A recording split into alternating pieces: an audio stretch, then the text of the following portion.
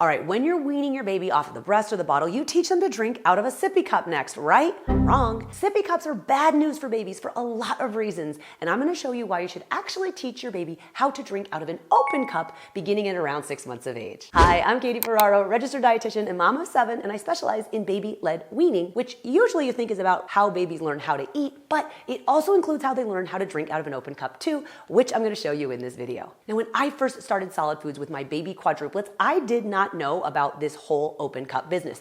I just thought you went from the breast or the bottle to the sippy cup, right? Well, turns out I was wrong. I later learned that sippy cups were just designed by a parent for parents for the sole purpose of preventing spills. I had 4 little babies sitting next to each other. I didn't know that they were supposed to be learning how to drink out of an open cup at this stage. Right after that time, we had a set of twins. So I had a total of 7 kids in under 3 years. Kind of crazy, but by the time that the twins started Solid Foods, there was much more data coming out about the importance of open cup drinking. When the twins were doing baby-led weaning, my friend and colleague, the speech language pathologist Dawn Winkleman, she designed the first ever baby-led weaning open cup. It's called the Tiny Cup, and it's made by a company called ezpz. So Dawn brought this little 2-ounce ezpz Tiny Cup to my house before it even went to market, and she taught me how to help babies learn how to drink out of an open cup. Now, starting at 6 months of age, your baby can begin to learn how to drink out of an open cup. As Dawn teaches, the ultimate goal is that by the time your baby turns 12 months of age, we want to have your baby drinking out of an open cup on their own, albeit with some minimal spillage. So the best way to get there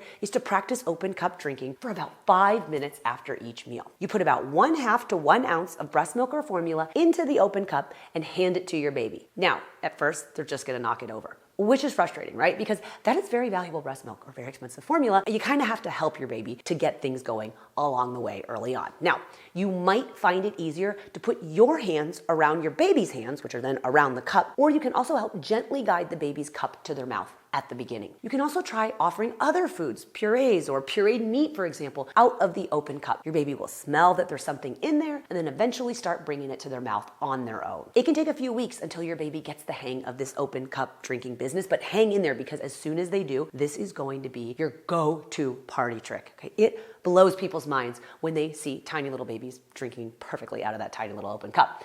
And it's beneficial because open cup drinking not only helps your baby meet those feeding milestones, but also with speech milestones, which will come next. So we know that prolonged bottle usage negatively impacts baby's speech development. Our goal is to get your baby off the bottle around the 1-year mark, so you can start by practicing with that open cup at around 6 months of age, so you can hit that goal with your baby too.